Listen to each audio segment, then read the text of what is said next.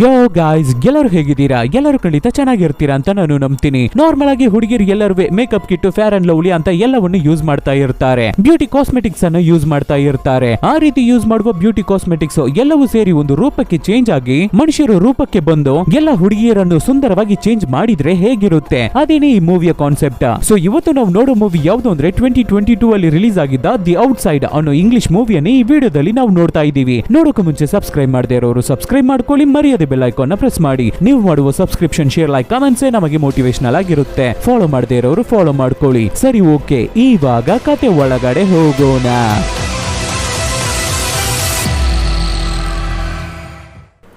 Opening scene ಅಲ್ಲಿ ಒಂದು ಮನೆಯಲ್ಲಿ ಒಂದು ಹುಡುಗಿ ನಿಂತಿದ್ದಾಳೆ. ಇವಳೇ ಈ ಮೂವಿಯ ಹೀರೋಯಿನ್. ನೋಡೋಕೆ ಅಷ್ಟೇನು ಚೆನ್ನಾಗಿರಲ್ಲ, ಸುಮಾರಾಗಿರ್ತಾಳೆ ಅಷ್ಟೇ. ಕ್ರಿಸ್ಮಸ್ ಟೈಮ್ ಬೇರೆ. ಸೊ ಮನೆಯಲ್ಲಿ ಒಬ್ಬಳೇ ಕೂತು ಟಿವಿಯನ್ನು ನೋಡ್ಕೊಂಡೆ ಊಟ ಮಾಡ್ತಾ ಇರ್ತಾಳೆ. ಆ ರೀತಿ ಟಿವಿಯನ್ನು ನೋಡ್ತಾ ಇರ್ಬೇಕಾದ್ರೆ ತುಂಬಾ ಅಡ್ವರ್ಟೈಸ್ ಗಳು ಬರ್ತಾ ಇದೆ. ಈ ನಂಬರ್ಗೆ ಕಾಲ್ ಮಾಡಿ, ನಿಮಗೆ ಆ ಪ್ರಾಡಕ್ಟ್ ಸಿಗುತ್ತೆ. ಈ ನಂಬರ್ಗೆ ಕಾಲ್ ಮಾಡಿ, ನಿಮಗಾಗಿ ಎಲ್ಲವೂ ಸಿಗುತ್ತೆ. ಸೊ ಒಂದೊಂದು ಚಾನಲ್ ಆಗಿ ಚೇಂಜ್ ಮಾಡಿ ನೋಡ್ಬೇಕಾದ್ರೆ ಎಲ್ಲದರಲ್ಲೂ ಬರೀ ಅಡ್ವರ್ಟೈಸಸ್ ಬರ್ತಾ ಇದೆ. ಅದರಲ್ಲೂ ಬ್ಯೂಟಿ ಕಾಸ್ಮೆಟಿಕ್ಸ್ ಬಗ್ಗೆ ತುಂಬಾನೇ ಅಡ್ವರ್ಟೈಸ್ ಬರ್ತಾ ಇದೆ. ಹಾಗೆ ಟಿವಿಯನ್ನು ನೋಡ್ತಾ ಇರ್ಬೇಕಾದ್ರೆ ಸಡನ್ ಆಗಿ ಆ ಮನೆಯಲ್ಲಿ ಇವಳನ್ನ ಬಿಟ್ಟು ಇನ್ನ ಯಾರೋ ಆ ಮನೆಯಲ್ಲಿ ಇರೋ ರೀತಿ ಅವಳಿಗೆ ಫೀಲ್ ಆಗುತ್ತೆ. ಸೊ ಹೆದರ್ಕೊಂಡು ಕೈಯಲ್ಲಿ ಒಂದು ಕೊಡ್ಲಿನ ತಗೊಂಡು ಕೆಳಗಡೆ ಬೇಸ್ಮೆಂಟ್ ಗೆ ಹೋಗಿ ಚೆಕ್ ಮಾಡ್ತಾಳೆ. ಹುಡುಕಿ ನೋಡಿದ್ರೆ ಯಾರನ್ನು ಕಾಣ್ತಾ ಇಲ್ಲ. ಸೊ ಮತ್ತೆ ಮೇಲ್ಗಡೆ ಬಂದು ನೋಡಿದ್ರೆ ಅಲ್ಲೂ ಯಾರನ್ನು ಕಾಣ್ತಾ ಇಲ್ಲ. ಬಟ್ ಆದ್ರೂ ಕೂಡ ಹೆದರ್ಕೊಂಡು ಅವಳ ಗಂಡನಿಗೆ ಫೋನ್ ಮಾಡಿ, ಅಂದ್ರೆ ಅವಳ ಹಸ್ಬೆಂಡ್ ಒಂದು ಪೊಲೀಸ್ ಆಫೀಸರ್, ಅವನಿಗೆ ಫೋನ್ ಮಾಡಿ ಮನೆ ಒಳಗಡೆ ಯಾರೋ ನುಗ್ಗಿರೋದಾಗಿ ಅವಳಿಗೆ ಫೀಲ್ ಆಗೋ ರೀತಿ ಅವನಿಗೆ ಇನ್ಫಾರ್ಮ್ ಮಾಡ್ತಾಳೆ. ಅವರು ನೈಟ್ ಡ್ಯೂಟಿ ಕೆಲಸ ಮಾಡ್ತಾ ಇರ್ತಾರೆ. ಈ ರೀತಿನೇ ಆಲ್ರೆಡಿ ನಮ್ಮ ಹೀರೋಯಿನ್ ತುಂಬಾ ಸಲ ಅವನಿಗೆ ಫೋನ್ ಮಾಡಿರ್ತಾಳೆ ಅನ್ಸುತ್ತೆ ಯಾವಾಗ್ಲೂ.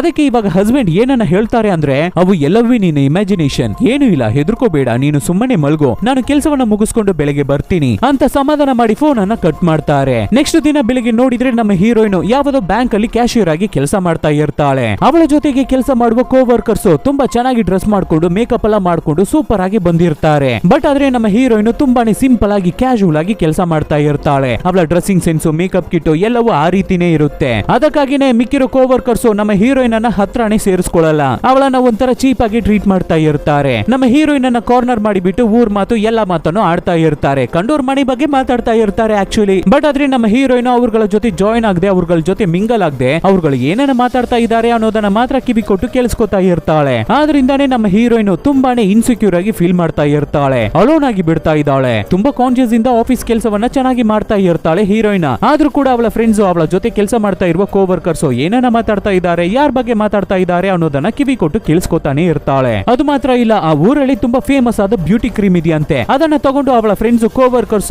ಆವಾಗ ಅಪ್ಲೈ ಮಾಡ್ಕೋತಾ ಇರ್ತಾರೆ. ಅದನ್ನ ಹೀರೋಯಿನ್ ವಾಚ್ ಮಾಡ್ತಾಳೆ. ಅವಳ ಹತ್ರ ಕ್ರೀಮೇ ಇಲ್ಲ ಅಂದ್ರೂ ಕೂಡ ಆ ಕ್ರೀಮ್ ಅನ್ನ ಯೂಸ್ ಮಾಡಿದ್ರೆ ಹೇಗಿರುತ್ತೆ ಅನ್ನೋ ರೀತಿ ಫೀಲ್ ಇಂದ ಕ್ರೀಮ್ ಅನ್ನ ಯೂಸ್ ಮಾಡೋ ರೀತಿ ಫೀಲ್ ಮಾಡಿ ಎಮೋಷನಲ್ ಆಗ್ತಾ ಇರ್ತಾಳೆ. ಆ ಕೋ ವರ್ಕರ್ಸ್ ಅನ್ನ ನೋಡಿ ಹೊಟ್ಟೆ ಹುರ್ಕೋತಾ ಇರ್ತಾಳೆ. ಆಮೇಲೆ ಎಲ್ಲರೂ ಹೋದ ಮೇಲೆ ಕೂಡ ನೈಟ್ ಟೈಮ್ ಅಲ್ಲಿ ಕೂಡ ನಮ್ಮ ಹೀರೋಯಿನ್ ಕೂತು ತುಂಬಾ ಸಿನ್ಸಿಯರ್ ಆಗಿ ಕೆಲಸವನ್ನ ಮಾಡ್ತಾ ಇರ್ತಾಳೆ. ಆ ಸಮಯದಲ್ಲಿ ನಮ್ಮ ಹೀರೋಯಿನ್ ಜೊತೆ ಕೆಲಸ ಮಾಡುವ ಕಳಿಗೊಬ್ಬಳು ಅಲ್ಲಿ ಒಂದು ಗೇಮ್ ನಡೀತಾ ಇದೆ. ಆ ಗೇಮ್ ಏನು ಅಂದ್ರೆ, ಆ ಕಂಪನಿಯಲ್ಲಿ ಕೆಲಸ ಮಾಡುವ ಎಲ್ಲರ ಹೆಸರನ್ನು ಚೀಟಿಯಲ್ಲಿ ಬರೆದು ಅದನ್ನ ಕ್ರಿಸ್ಮಸ್ ಕ್ಯಾಪ್ ಒಳಗಡೆ ಹಾಕಿ ಅದರಲ್ಲಿ ಒಂದನ್ನ ತೆಗೆಯೋಕೆ ಹೇಳ್ತಾರೆ. ಚೀಟಿಯಲ್ಲಿ ಒಂದು ಹೆಸರಿರುತ್ತೆ. ಆ ಚೀಟಿಯಲ್ಲಿ ಯಾರ ಹೆಸರಿದೆಯೋ ಅವರ ಮನೆಗೆ ಕ್ರಿಸ್ಮಸ್ ಗಾಗಿ ಎಲ್ಲರೂ ಹೋಗ್ಬೇಕು, ಏನಾದ್ರೂ ಗಿಫ್ಟ್ ಅನ್ನ ತಗೊಂಡು ಹೋಗ್ಬೇಕು. ಸೊ ಅದೇ ರೀತಿ ನಮ್ಮ ಹೀರೋಯಿನ್ ಚೀಟಿಯನ್ನ ತೆಗಿಬೇಕಾದ್ರೆ ಅದರಲ್ಲಿ ಒಂದು ಸುಂದರವಾದ ಹುಡುಗಿಯ ನೇಮ್ ಇದೆ, ಸೂಪರ್ ಆದ ಹುಡುಗಿಯ ಹೆಸರಿದೆ. ಸೊ ಅದರಿಂದ ನಮ್ಮ ಹೀರೋಯಿನ್ ಗಿಫ್ಟ್ ಅನ್ನ ತಗೊಂಡು ಹೋಗ್ಬೇಕು ಕ್ರಿಸ್ಮಸ್ ಗಾಗಿ ಆ ಹುಡುಗಿ ಮನೆಗೆ. ಬಟ್ ಆದ್ರೆ ಚೆನ್ನಾಗಿ ನೆನ್ಪಿಟ್ಕೋಬೇಕು, ನಮ್ಮ ಹೀರೋಯಿನ್ ಅನ್ನ ಯಾರು ಇನ್ವೈಟ್ ಮಾಡಿಲ್ಲ. ಅನ್ಎಕ್ಸ್ಪೆಕ್ಟೆಡ್ ಆಗಿ ಆ ಗೇಮ್ ಅನ್ನ ಆಟ ಆಡ್ಬೇಕಾದ್ರೆ ಈ ರೀತಿ ಚೀಟಿ ಬಂದ್ಬಿಟ್ಟಿದೆ. ಸೊ ನಮ್ಮ ಹೀರೋಯಿನ್ ಅಲ್ಲಿಗೆ ಹೋಗ್ಬೇಕಾಗಿದೆ. ನಮ್ಮ ಹೀರೋಯಿನ್ಗೆ ಸಿಕ್ಕಾಪಟ್ಟೆ ಖುಷಿ ಆಗ್ತಾ ಇದೆ. ಅದ್ರಲ್ಲೂ ಆ ಸುಂದರವಾದ ಹುಡುಗಿಯ ಮನೆಗೆ ಹೋಗ್ತಾ ಇದೀವ ಅಂತ ತುಂಬಾನೇ ಖುಷಿ ಆಗ್ತಾ ಇದ್ದಾಳೆ. ಮನೆಗೆ ಬಂದಿದ್ದ ತಕ್ಷಣ,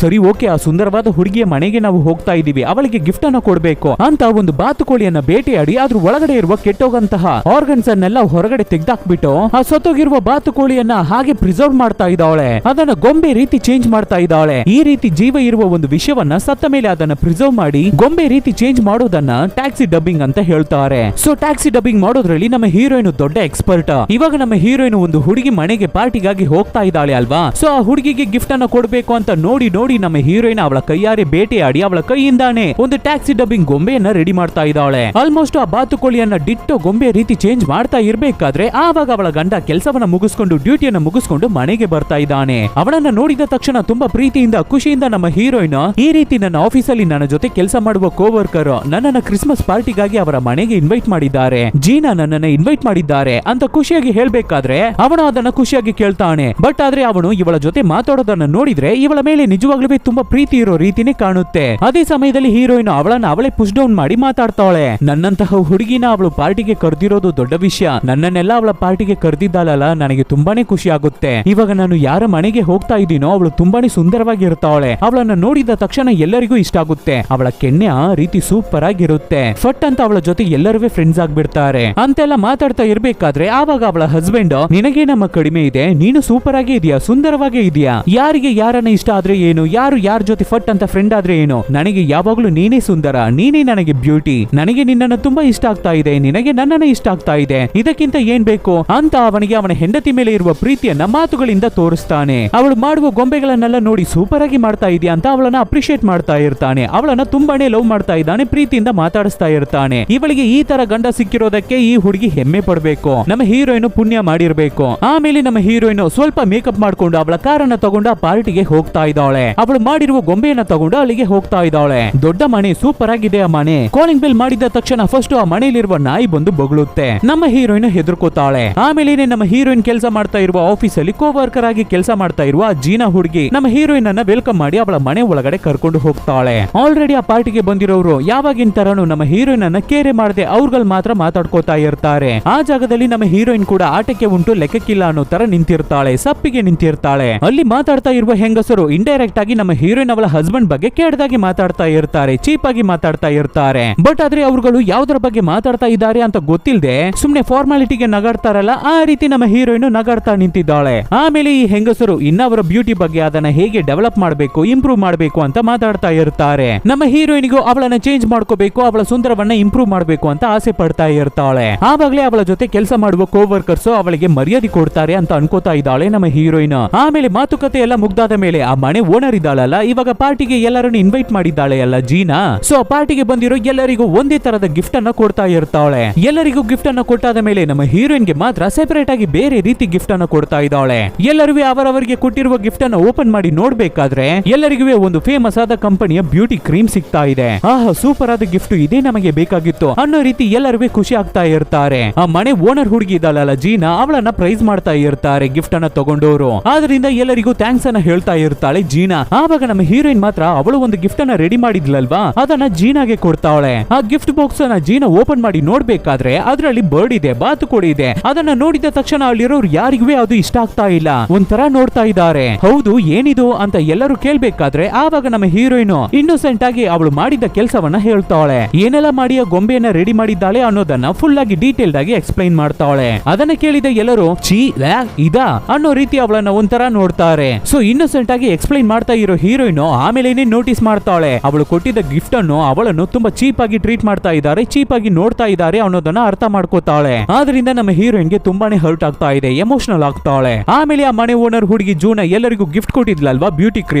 ಅದನ್ನ ಎಲ್ಲರೂ ತುಂಬಾನೇ ಖುಷಿಯಿಂದ ಹ್ಯಾಪಿಯಾಗಿ ಅಪ್ಲೈ ಮಾಡ್ಕೋತಾ ಇರ್ತಾರೆ. ಇದನ್ನ ನೋಡುವ ನಮ್ಮ ಹೀರೋಯಿನ್ ಗೆ ಕೂಡ ಅವಳುವೇ ಅದನ್ನ ಅಪ್ಲೈ ಮಾಡಿ ಚೆಕ್ ಮಾಡ್ಬೇಕು ಅಂತ ಅನ್ಸುತ್ತೆ. ಸೊ ನಮ್ಮ ಹೀರೋಯಿನ್ ಗೆ ಆ ಕ್ರೀಮ್ ಸೆಟ್ ಆಗುತ್ತಾ ಸೆಟ್ ಆಗಲ್ವಾ ಅಂತ ಏನುವೇ ಗೊತ್ತಿಲ್ಲದೆ ಆ ಕ್ರೀಮ್ ಅನ್ನ ಅಪ್ಲೈ ಮಾಡ್ಕೋತಾಳೆ. ಎಲ್ಲರೂ ಆ ಕ್ರೀಮ್ ಅನ್ನ ತುಂಬಾನೇ ಇಷ್ಟಪಟ್ಟು ಹಾಗೆ ಸ್ಲೋ ಆಗಿ ಅಪ್ಲೈ ಮಾಡ್ಕೋತಾ ಇರ್ತಾರೆ. ಹಾಗೆ ಅಪ್ಲೈ ಮಾಡ್ಕೋತಾ ಇರ್ಬೇಕಾದ್ರೆ ಆ ಗ್ರೂಪ್ ಇಂದ ಒಬ್ಬಳು ನಮ್ಮ ಹೀರೋಯಿನ್ ಅನ್ನು ನೋಡಿ, ಏನೇ ನಿನ್ನ ಮುಖ ರೆಡ್ಡಿಶ್ ಆಗ್ಬಿಟ್ಟಿದೆ ಅಂತ ಹೇಳ್ತಾಳೆ. ಏನು ಅಂತ ನೋಡಿದ್ರೆ ನಮ್ಮ ಹೀರೋಯಿನ್ ಗೆ ಆ ಕ್ರೀಮ್ ಅನ್ನ ಅಪ್ಲೈ ಮಾಡಿದ್ರಲ್ಲಿ ಅವಳಿಗೆ ರ್ಯಾಶಸ್ ಬಂದ್ಬಿಟ್ಟಿದೆ. ಅವಳು ಎಲ್ಲೆಲ್ಲ ಆ ಕ್ರೀಮ್ ಅನ್ನ ಅಪ್ಲೈ ಮಾಡಿದ್ಲೋ ಅಲ್ಲೆಲ್ಲ ಒಂಥರ ರ್ಯಾಶಸ್ ರೀತಿ ಬಂದಿದೆ, ಪಿಂಪಲ್ಸ್ ರೀತಿ ಡಾಟ್ ಆಗಿ ಬಂದ್ಬಿಟ್ಟಿದೆ, ರೆಡ್ಡಿಶ್ ಆಗೋಗ್ಬಿಟ್ಟಿದ್ದಾಳೆ. ಸೊ ಎಲ್ಲರೂ ಅವಳನ್ನ ಇನ್ನ ತುಂಬಾ ಚೀಪ್ ಆಗಿ ನೋಡೋಕೆ ಶುರು ಮಾಡ್ತಾರೆ. ಆದ್ರಿಂದ ನಮ್ಮ ಹೀರೋಯಿನ್ ಗಾಬರಿಯಾಗಿ ಆ ಮನೆಯಿಂದ ಹೊರಡೋಣ ಅಂತ ಅನ್ಕೋತಾಳೆ. ಅದಕ್ಕೆ ತಕ್ಕಿದ ಹಾಗೆ ಆ ಮನೆ ಓನರ್ ಇದ್ದಾಳಲ್ಲ ಅಜ್ಜಿ, ಅದೇ ಜೂನಾ, ಯಪ್ಪ ಇವಳು ಇಲ್ಲಿಂದ ಫಸ್ಟ್ ಹೋದ್ರೆ ಸಾಕು ಅನ್ನೋ ರೀತಿ ಅವಳು ಹೊರಗಡೆ ಬಂದು ನಮ್ಮ ಹೀರೋಯಿನ್ ಅನ್ನ ಲೇಟ್ ಆಗ್ತಾ ಇದೆ, ಬೇಗ ಬೇಗ ನಿನ್ನ ಮನೆಗೆ ಹೋಗು ಅನ್ನೋ ರೀತಿ ನಮ್ಮ ಹೀರೋಯಿನ್ ಅನ್ನ ಆಲ್ಮೋಸ್ಟ್ ಓಡಿಸ್ತಾ ಇದ್ದಾಳೆ. ನಮ್ಮ ಹೀರೋಯಿನ್ ಸಾರಿ, ನನ್ನಿಂದಾನೇ ನಿಮ್ಮ ಪಾರ್ಟಿ ಮೂಡಿ ಸ್ಪಾಯ್ಲ್ ಆಗ್ಬಿಟ್ಟಿದೆ ಅನ್ಸುತ್ತೆ, ನನ್ನನ್ನ ಕ್ಷಮಿಸ್ಬಿಡಿ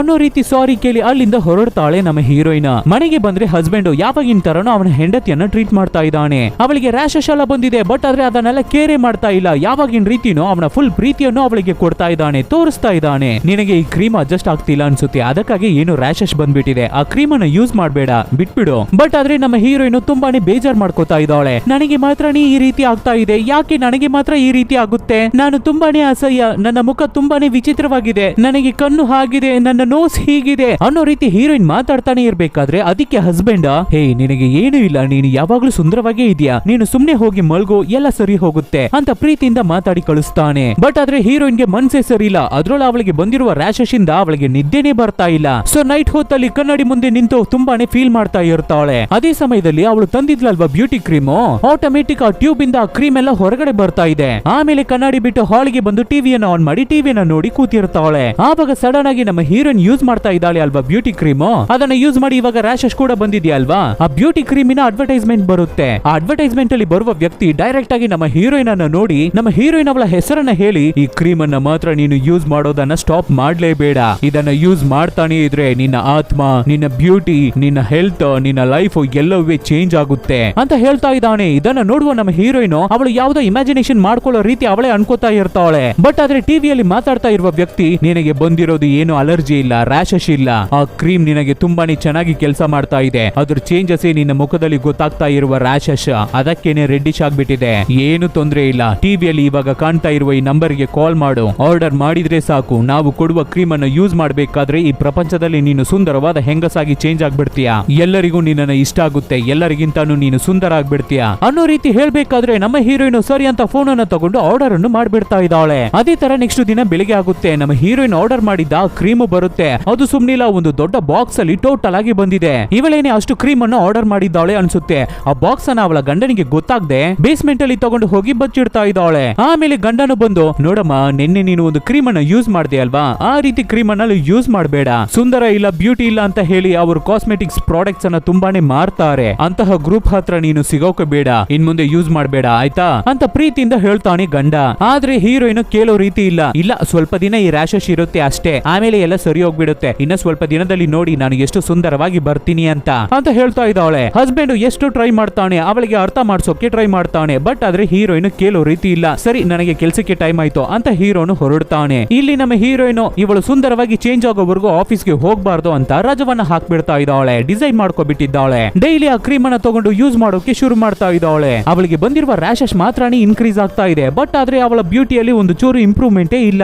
ಒಂದು ದಿನ ರಾತ್ರಿ ಮಧ್ಯರಾತ್ರಿ ಎದ್ದು ಬಂದು ಟಿವಿಯನ್ನು ಆನ್ ಮಾಡಿ ನೋಡ್ಬೇಕಾದ್ರೆ ಮತ್ತೆ ಅದೇ ಅಡ್ವರ್ಟೈಸ್ಮೆಂಟ್ ಬರ್ತಾ ಇದೆ. ನನಗೆ ಅಲರ್ಜಿ ತುಂಬಾ ಜಾಸ್ತಿ ಆಗ್ತಾನೆ ಇದೆ ಅಂತ ಹೀರೋಯಿನ್ ಹೇಳ್ಬೇಕಾದ್ರೆ ಅಡ್ವರ್ಟೈಸ್ಮೆಂಟ್ ಅಲ್ಲಿ ಬರುವ ವ್ಯಕ್ತಿ, ನನ್ನನ್ನ ನಂಬು, ನಿಜವಾಗ್ಲೂ ಬೇಗನೆ ನೀನು ಸುಂದರವಾಗಿ ಚೇಂಜ್ ಆಗ್ತೀಯಾ, ಟಿವಿ ಮೇಲೆ ಕೈಯನ್ನ ಮಡಗು ಅಂತ ಹೇಳ್ಬೇಕಾದ್ರೆ ನಮ್ಮ ಹೀರೋಯಿನ್ ಟಿವಿ ಮೇಲೆ ಕೈಯನ್ನ ಮಡಗ್ತಾಳೆ. ನಮ್ಮ ಹೀರೋಯಿನ್ ಅನ್ನ ಸಮಾಧಾನ ಮಾಡ್ತಾನೆ ಆ ವ್ಯಕ್ತಿ. ಅತಿ ಶೀಘ್ರದಲ್ಲಿ ಎಲ್ಲರೂ ಇಷ್ಟಪಡುವಂತಹ ಒಂದು ಸೂಪರ್ ಆದ ಫಿಗರ್ ಆಗಿ ನೀನು ಚೇಂಜ್ ಆಗ್ತೀಯಾ ಅಂತ ಅದು ಇದು ಅಂತ ಹೇಳಿ ನಮ್ಮ ಹೀರೋಯಿನ್ ಅನ್ನ ತುಂಬಾನೇ ಬ್ರೈನ್ ವಾಶ್ ಮಾಡ್ತಾನೆ ಆ ವ್ಯಕ್ತಿ. ನಮ್ಮ ಹೀರೋಯಿನ್ ಅದನ್ನೆಲ್ಲ ನಂಬ್ಕೊಂಡು ಮತ್ತೆ ಮತ್ತೆ ಆ ಕ್ರೀಮ್ ಅನ್ನ ಯೂಸ್ ಮಾಡೋಕೆ ಶುರು ಮಾಡ್ತಾಳೆ. ತುಂಬಾನೇ ಅಪ್ಲೈ ಮಾಡ್ತಾ ಇರ್ತಾಳೆ. ಎಷ್ಟೇ ಅಲರ್ಜಿ ಆದ್ರೂ ಕೂಡ ಪರವಾಗಿಲ್ಲ ಅಂತ ಮತ್ತೆ ಮತ್ತೆ ಯೂಸ್ ಮಾಡ್ತಾನೆ ಇರ್ತಾ ಇದ್ದಾಳೆ. ಆಮೇಲೆ ಮತ್ತೆ ಬೇಸ್ಮೆಂಟ್ ಗೆ ಹೋಗ್ತಾಳೆ ಕ್ರೀಮ್ ಅನ್ನ ಅಪ್ಲೈ ಮಾಡೋಣ ಅಂತ. ಬಟ್ ಆದ್ರೆ ಆ ಬಾಕ್ಸ್ ಅಲ್ಲಿ ಇರುವ ಕ್ರೀಮ್ ಟ್ಯೂಬ್ ಎಲ್ಲವೇ ಆಟೋಮೆಟಿಕ್ ಓಪನ್ ಆಗಿ ಅದ್ರ ಒಳಗಡೆ ಇರೋ ಕ್ರೀಮ್ ಎಲ್ಲ ಹೊರಗಡೆ ಬಂದ್ಬಿಡ್ತಾ ಇದೆ. ಎಲ್ಲವೂ ಆಟೋಮೆಟಿಕ್ ಆಗಿ ನಡೀತಾ ಇದೆ. ಇದನ್ನ ನೋಡುವ ಹೀರೋಯಿನ್ ಗಾಬರಿಯಾಗಿ ಅಲ್ಲಿಂದ ಓಡಿ ಹೋಗ್ತಾಳೆ. ಅವಳ ಹಸ್ಬೆಂಡ್ ಪಕ್ಕದಲ್ಲಿ ಹೋಗಿ ಮಲ್ಕೊಂಡು, ನಾಳೆ ಒಂದು ದಿನ ರಜಾ ಹಾಕ್ಬಿಟ್ಟು ಮನೇಲೇ ಇರಿ ಅಂತ ಕೇಳ್ಬೇಕಾದ್ರೆ, ಬಟ್ ಆದ್ರೆ ಹಸ್ಬೆಂಡ್ ಪೊಲೀಸ್ ಆಫೀಸರ್ ಅಲ್ವಾ, ಲೀವ್ ತಗೊಳ್ಳೋದು ರಜಾ ಹಾಕೋದು ತುಂಬಾನೇ ಕಷ್ಟ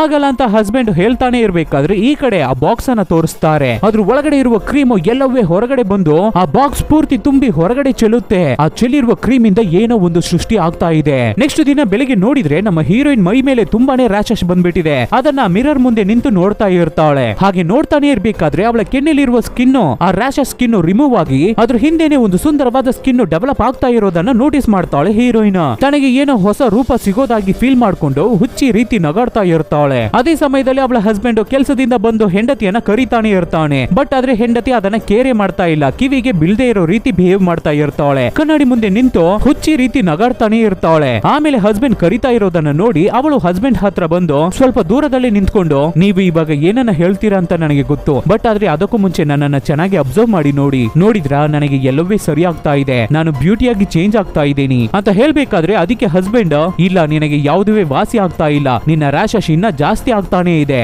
ಅಂತ ಹೇಳ್ಬೇಕಾದ್ರೆ ಅದನ್ನ ಹೀರೋಯಿನ್ ಅಕ್ಸೆಪ್ಟ್ ಮಾಡ್ತಾನೆ ಇಲ್ಲ. ಸೆಕೆಂಡ್ ಗೆ ಸೆಕೆಂಡ್ ಆ ಕ್ರೀಮ್ ಬಗ್ಗೆನೆ ಹೊಗಳಿ ಮಾತಾಡ್ತಾ ಇದ್ದಾಳೆ. ಇಲ್ಲ ಆ ಕ್ರೀಮ್ ಕೆಲಸ ಮಾಡುತ್ತೆ ಅಂತ ತುಂಬಾನೇ ಫೀಲ್ ಮಾಡಿ ಮಾತಾಡ್ತಾ ಇರ್ತಾಳೆ. ಆದ್ರಿಂದ ಹಸ್ಬೆಂಡ್ ಹಾಗೆ ಮಾತನ್ನ ಚೇಂಜ್ ಮಾಡೋಣ ಅಂತ ಊಟ ಮಾಡೋಕೆ ಹೋಗೋಣ ಬಾ ಅಂತ ಕರೀತಾನೆ. ನೀನು ಮನ್ಸಿಂದ ತುಂಬಾನೇ ಸುಂದರವಾಗಿ ಇರ್ತಾ ಇದೀಯಾ, ಏನು ನಿನ್ನ ಬ್ಯೂಟಿ ಮಾತ್ರ ಸ್ವಲ್ಪ ಕಡಿಮೆ ಇದೆ ಅಷ್ಟೇ, ಆದ್ರೆ ನಿನ್ನ ಮನ್ಸೊಳಗಡೆ ನೀನು ಒಂದು ರಾಣಿ, ಹೀರೋಯಿನ್ ಅನ್ನೋ ರೀತಿಯೆಲ್ಲ ಮಾತಾಡಿ ಅವನ ಹೆಂಡತಿಯನ್ನ ಸಮಾಧಾನ ಮಾಡೋಕೆ ಟ್ರೈ ಮಾಡ್ತಾನೆ ಹಸ್ಬೆಂಡ್. ಬಟ್ ಆದ್ರೆ ಈ ರೀತಿ ಮಾತಾಡ್ತಾ ಹೀರೋಯಿನ್ ಗೆ ತುಂಬಾನೇ ಕೋಪ ಬರ್ತಾ ಇದೆ. ಅವಳಿಗೆ ಈ ರೀತಿ ಮಾತಾಡೋ ಡೈಲಾಗ್ಸ್ ಎಲ್ಲ ಇಷ್ಟ ಆಗ್ತಾ ಇಲ್ಲ. ನಾನು ನಿಜವಾಗ್ಲೂ ಸುಂದರವಾಗಿದ್ರೆ ನೀನು ಈ ತರ ಎಲ್ಲ ಮಾತಾಡಲ್ಲ ಅಲ್ವಾ. ಪಾಪ ಹಸ್ಬೆಂಡ್ ಏನನ್ನಾದ್ರೂ ಮಾತಾಡಿ ಅವಳನ್ನ ಸಮಾಧಾನ ಮಾಡೋಣ ಅಂತ ಟ್ರೈ ಮಾಡಿದ್ರೆ ಇವಳು ಏನನ್ನ ಮಾತಾಡಿದ್ರು ಕೂಡ ಅದರಲ್ಲಿ ಒಂದು ಮಿಸ್ಟೇಕ್ ಅನ್ನ ಕಂಡು ಹಿಡಿದು ಕೋಪ ಮಾಡ್ಕೋತಾ ಇದ್ದಾಳೆ. ಕೋಪದಿಂದ ಮಾತಾಡಿ ಹಾಗೆ ಬೇಸ್ಮೆಂಟ್ ಗೆ ಹೋಗ್ತಾಳೆ ಹೀರೋಯಿನ್. ಬಟ್ ಆದ್ರೆ ಹೀರೋ ದಯವಿಟ್ಟು ಆ ಕ್ರೀಮ್ ಅನ್ನ ಇನ್ ಮುಂದೆ ಯೂಸ್ ಮಾಡಬೇಡ ಅಂತ ಹೇಳ್ತಾನೆ. ಎಷ್ಟೋ ಹೇಳ್ತಾನೆ, ಹೀರೋಯಿನ್ ಕೇಳ್ತಾನೆ ಇಲ್ಲ. ಆಮೇಲೆ ಹೀರೋಯಿನ್ ಬೇಸ್ಮೆಂಟ್ ಗೆ ಬಂದು ನೋಡ್ಬೇಕಾದ್ರೆ ಆ ಟೋಟಲ್ ಕ್ರೀಮವೇ ಒಂದು ರೂಪವಾಗಿ ಒಂದು ಹುಡುಗಿ ರೂಪದಲ್ಲಿ ಎದ್ದು ನಿಂತಿದೆ. ನಮ್ಮ ಹೀರೋಯಿನ್ ಹೇಗೆಲ್ಲ ಆಕ್ಷನ್ ಮಾಡ್ತಾಳೋ ಅದೇ ರೀತಿ ಆ ಕ್ರೀಮ್ ಕೂಡ ಮಾಡುತ್ತೆ.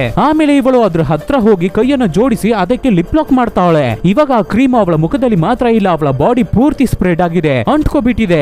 ಆಮೇಲೆ ಹೀರೋಯಿನ್ ಒಂದು ಚಾಕುವನ್ನ ತಗೊಂಡು ಹಾಲಿಗೆ ಬರ್ತಾಳೆ. ಇವಾಗ ಹೀರೋಯಿನ್ ಫುಲ್ ಕ್ರೀಮ್ ಅಲ್ಲಿ ಮೆತ್ತಿ ಬರೋದನ್ನ ನೋಡಿದ ಹೀರೋ ಗಾಬರಿ ಆಗ್ಬಿಟ್ಟು ಅವಳು ಮಾಡ್ತಾ ಇರುವ ಹುಚ್ಚು ಚೇಷ್ಟೆಯನ್ನ ಅವಳಿಗೆ ಅರ್ಥ ಮಾಡಿಸ್ಬೇಕು ಅಂತ ಟ್ರೈ ಮಾಡ್ತಾನೆ. ಬಟ್ ಆದ್ರೆ ಗಂಡ ಏನೇ ಹೇಳಿದ್ರು ಕೂಡ ಅದನ್ನ ಅರ್ಥ ಮಾಡ್ಕೊಳ್ದೆ ಫುಲ್ ಟೋಟಲ್ ಆಗಿ ಅವಳ ಕ್ಯಾರೆಕ್ಟರ್ ಅನ್ನೇ ಚೇಂಜ್ ಮಾಡಿ ನಿಂತಿದ್ದಾಳೆ ಹೀರೋಯಿನ್. ಸೊ ಗಂಡ ಮತ್ತೆ ಅವಳನ್ನ ಚೇಂಜ್ ಮಾಡ್ಬೇಕು ಅಂತ ಅವಳ ಹತ್ರ ಪ್ರೀತಿಯಿಂದ ಹಳೆ ಕತೆ ಎಲ್ಲವನ್ನು ಮಾತಾಡ್ತಾನೆ. ಅವನು ಅವಳನ್ನ ಎಷ್ಟು ಪ್ರೀತಿಸ್ತಾ ಇದ್ದಾನೆ ಅನ್ನೋದನ್ನೆಲ್ಲ ಮಾತಲ್ಲೇ ಹೇಳಿ ಅವಳಿಗೆ ಅರ್ಥ ಮಾಡಿಸೋಕೆ ಟ್ರೈ ಮಾಡ್ತಾನೆ. ನೀನು ಹೇಗೆ ಇದ್ರೂ ನನಗೆ ಇಷ್ಟ ಆಗುತ್ತೆ, ನೀನು ಏನು ಚೇಂಜ್ ಆಗೋದು ಬೇಕಾಗಿಲ್ಲ, ನೀನು ಹಳೆ ರೀತಿ ಇದ್ರೇನೆ ನನಗೆ ಸಾಕು ಅಂತ ಪ್ರೀತಿಯಿಂದ ಗಂಡ ಹೇಳ್ಬೇಕಾದ್ರೆ ಹೆಂಡತಿಗೆ ಆ ಮಾತು ಇಷ್ಟ ಆಗ್ತಾ ಇಲ್ಲ. ಹಳೆ ರೀತಿನೇ ನೀನು ಇದ್ರೆ ಸಾಕು ಅಂತ ಹೇಳಿದ್ದು ಅವಳಿಗೆ ಇಷ್ಟನೇ ಆಗ್ತಾ ಇಲ್ಲ. ಅಷ್ಟೇ ಹೀರೋಯಿನ್ ಏನ್ ಅನ್ಕೊಂಡ್ಲು ಏನೋ, ಕೈಯಲ್ಲಿರುವ ಚಾಕು ಇಂದ ಅವಳ ಹಸ್ಬೆಂಡ್ ನೆತ್ತಿಗೆನೆ ಒಂದೇ ಚುಚ್ಚು ಅಷ್ಟೇ ಡೀಪ್ ಆಗಿ ಚುಚ್ಕೋಬಿಟ್ಟಿದೆ. ಗಂಡ ಹಾಗೆ ನಿಧಾನಕ್ಕೆ ಹೋಗಿ ಸೋಫಾದಲ್ಲಿ ಕೂತ್ಕೋತಾನೆ. ಆವಾಗ ಹೆಂಡತಿ ಹತ್ರ ಬಂದು ಸಾರಿ ಹನಿ, ಗೊತ್ತಿಲ್ಲೇ ಚುಚ್ಬಿಟ್ಟೆ ಅಂತ ತುಂಬಾ ಕ್ಯಾಶುವಲ್ ಆಗಿ ತುಂಬಾ ಕೂಲ್ ಆಗಿ ಹೇಳ್ತಾ ಇದ್ದಾಳೆ. ಆವಾಗ ಗಂಡ ಅವನ ನೆತ್ತಿಯಲ್ಲಿ ಚುಚ್ಚಿರುವ ಚಾಕುವನ್ನ ತೆಗಿಬೇಕಾದ್ರೆ ಹಾಗೆ ರಕ್ತ ಚಿಮ್ತಾ ಇದೆ, ಹಾರ್ತಾ ಇದೆ.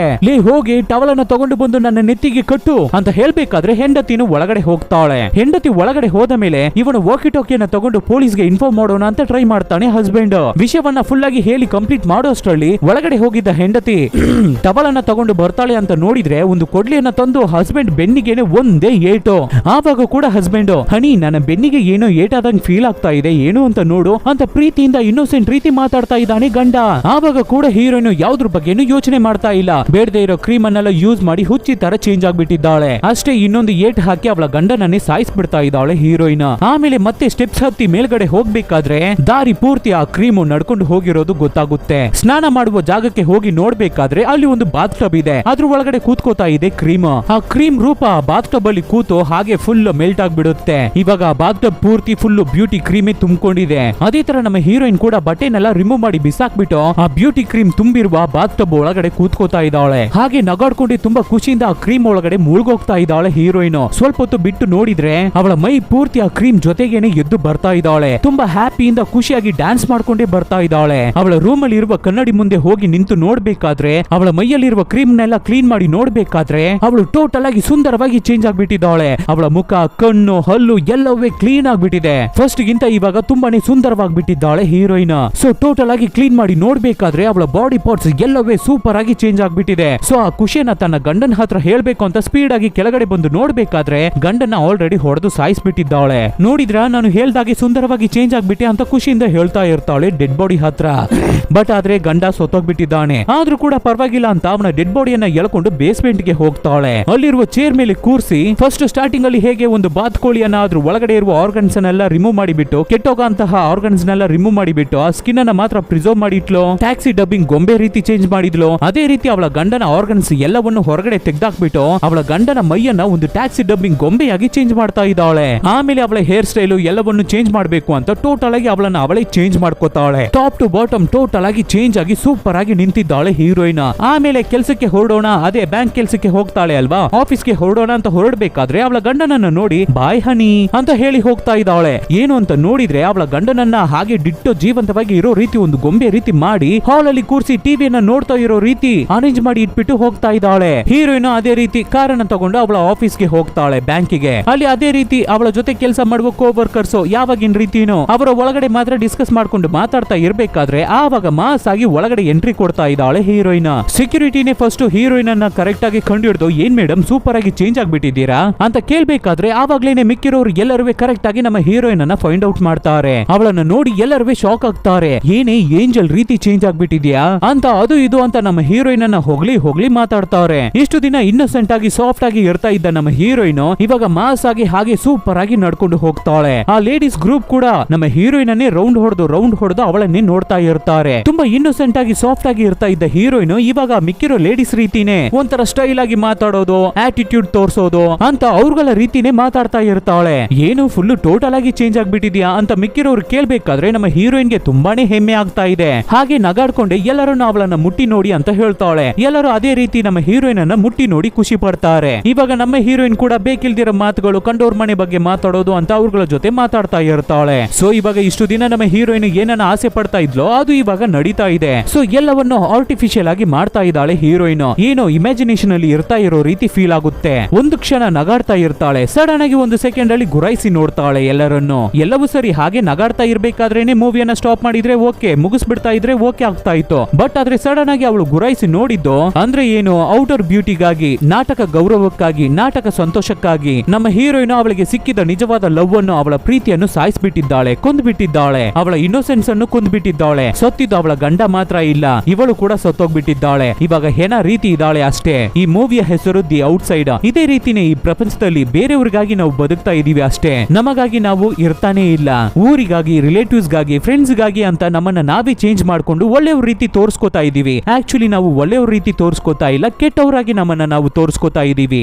ಎಲ್ಲವನ್ನು ಔಟ್ಸೈಡ್ ಅಲ್ಲಿ ಇರೋರ್ಗಾಗಿ ನಾವು ಮಾಡ್ತಾ ಇದೀವಿ ಅನ್ನೋದನ್ನ ಈ ಮೂವಿಯಲ್ಲಿ ಸೂಪರ್ ಆಗಿ ತೋರಿಸಿದ್ದಾರೆ. ಸೊ ಇನ್ ಮುಂದೇನಾದ್ರೂ ನಿಮಗೆ ಏನನ್ನ ಇಷ್ಟ ಆಗುತ್ತೋ ಅದನ್ನ ಮಾಡಿ, ಕಂಡೋರ್ಗಾಗಿ ಬೇರೆಯವ್ರಿಗಾಗಿ ಏನನ್ನು ಮಾಡಬೇಡಿ ಅನ್ನೋದನ್ನ ಸೂಪರ್ ಆಗಿ ಈ ಮೂವಿಯಲ್ಲಿ ಹಾರರ್ ಆಗಿ, ಫ್ಯಾಂಟಸಿ ಆಗಿ ಸೂಪರ್ ಆಗಿ ತೋರಿಸಿದ್ದಾರೆ. ಇಲ್ಲಿಗೆ ಈ ಮೂವಿ ಮುಗಿಯುತ್ತೆ. ಬೇರೆ ಒಂದು ಸೂಪರ್ ಆದ ಚೆನ್ನಾಗಿರುವ ಮೂವಿಯಲ್ಲಿ ನಿಮ್ಮನ್ನ ಬೇಗನೆ ಮೀಟ್ ಆಗ್ತೀನಿ. Thank you.